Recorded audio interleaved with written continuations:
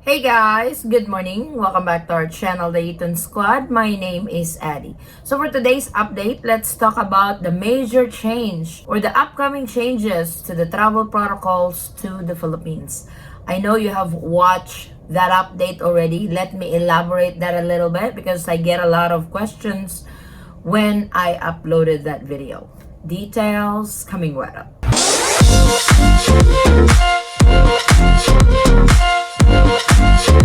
So while I was filming this update, the executive order for mask wearing is finally signed by our President Bongbong Marcos. This is executive order number 7. Mask wearing for indoors and outdoors now become optional. I just went live for it. But this executive order comes also with the lifting of some travel protocols to the Philippines. But at the moment, the executive order that they have posted is just for mask wearing, and for sure in the coming days, the IATF is going to release the updated travel protocols to the Philippines. And what are these major changes that's going to happen to all inbound travelers to the Philippines? Let's discuss one by one. There are 3 major changes for travel protocols to the Philippines. The very first one is the EArrival Card. I know before it is required, but according to the Secretary of the Department of Tourism, this is not going to be mandatory. I repeat, this is not going to be mandatory. You have the option if you want to register online prior to departure from your country of origin, or you can register upon arrival in the Philippines. They will have help desk to assist those who are having a hard time on the registration. So, ulitin po natin, dun po sa EArrival Card, hindi na po yun mandatory. Hindi na po kailangan meron kayo nun. Hindi na po kailangan meron kayong QR code para po makasakay kayo ng eroplano. Wala na pong bearing yun. Whether meron kayong QR code o wala, pasasakayin kayo ng eroplano. Pwede po kayong magrehistro bago kayo umalis kung saan kayo galing. For example, galing kayong Amerika, pwede kayong magrehistro before kayo umalis ng States, or pwede na kayong magrehistro pagdating nyo dito sa Pilipinas. Meron po silang mga help desk na mag-assist, lalong-lalo na dun sa mga hindi alam ang gagawin sa pagrehistro ng EArrival Card. So I hope klaro po tayo doon. Alam ko ang daming nagre-reklamo na sana tanggalin na lang ang EArrival Card. Pero sa gustuhin man natin o hindi, I don't really see them removing it very soon because they just implemented it. Alam naman natin yun kapag nag-implement sila on a particular requirement. Ang kagandahan lang, the good thing about it is it's not mandatory anymore. Unlike before with One Health Pass, if you are not registered with One Health Pass, they will deny you to board the aircraft. So this time, it's not tied to any restriction like if you haven't registered, they will deny you. So, like I said, it's not mandatory. Hindi na po mandatory ang EArrival Card. Meron po kayong option.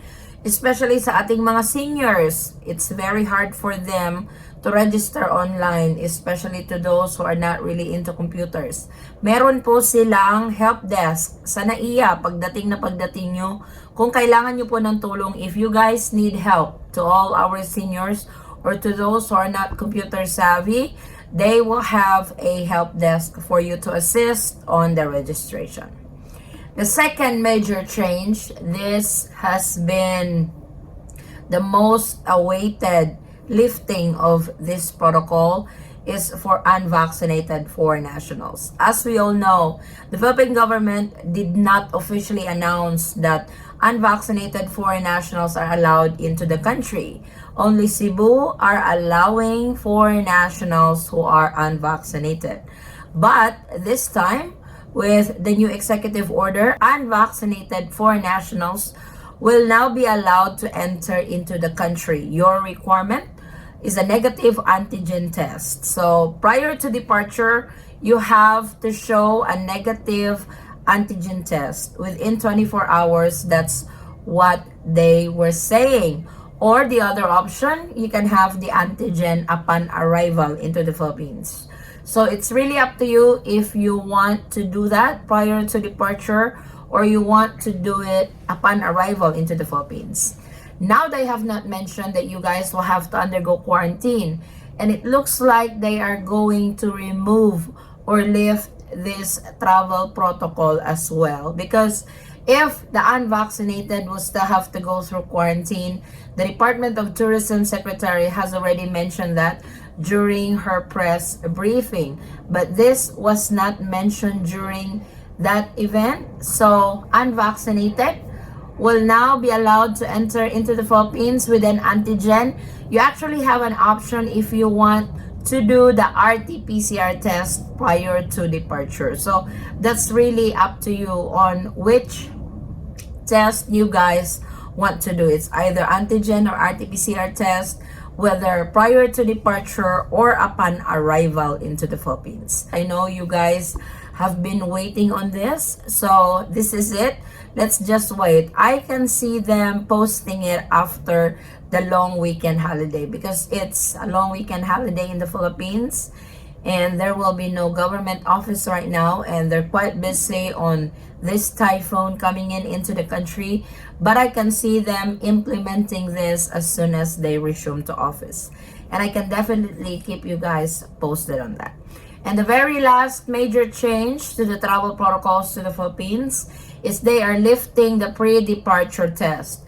Like before, if you are only fully vaccinated without the booster, they will still require you to have the RT-PCR test or antigen test. If you have the booster shot, at least one booster shot, you are exempted from it.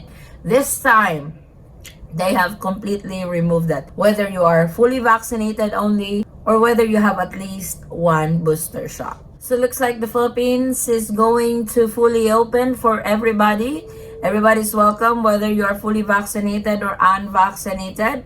Like I said, we will have more details on these new protocols to all inbound travelers to the Philippines. So what do you guys think on this new upcoming protocols? I hope you guys are glad to know this, especially to unvaccinated foreign nationals. I know you guys have been waiting on this news, and this is it. It's going to be implemented very soon. And I hope you guys will still visit the Philippines.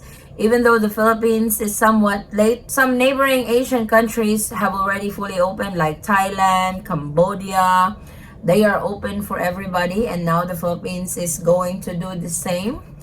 And hopefully this will really help the tourism industry of the Philippines now that everybody is allowed to visit the country. And the Philippines has come a long way when it comes to their travel restrictions. If you guys can recall, 2 years ago, 1 year ago, the travel restriction is outrageous. I know, because before, even if you're fully vaccinated, you have to undergo quarantine. This time, they are going to drop these travel protocols, and it looks like what you all need is your passport, your ticket, and the EArrival Card registration. I know I still receive a lot of complaints about the EArrival Card, but come on guys.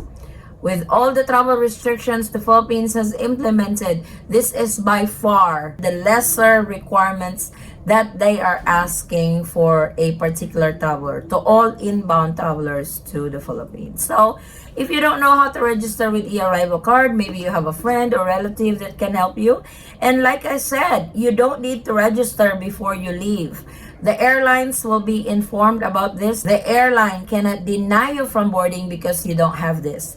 And like the Department of Tourism has said, they will have staff at the airport that will assist you for this registration. For sure, the Bureau of Quarantine will be there, Department of Health will be there, and Department of Tourism will be there. So there's really nothing to worry. If you don't know how to register, somebody will teach you or will assist you to register when you arrive in the Philippines. So like I said guys, let's wait for that official announcement on the lifting of the travel protocols to the Philippines, particularly for unvaccinated foreign nationals, that they will now be allowed entry into the Philippines. So let's wait a little bit. I know some of you have been waiting on this, and this is finally happening. This is good news for everyone, and I will definitely keep you guys posted with it, especially on the details for inbound travelers to the Philippines. So this is our quick travel update. I apologize for the background noise. We're at the 10th floor, currently in Manila, so the traffic and the buzzing of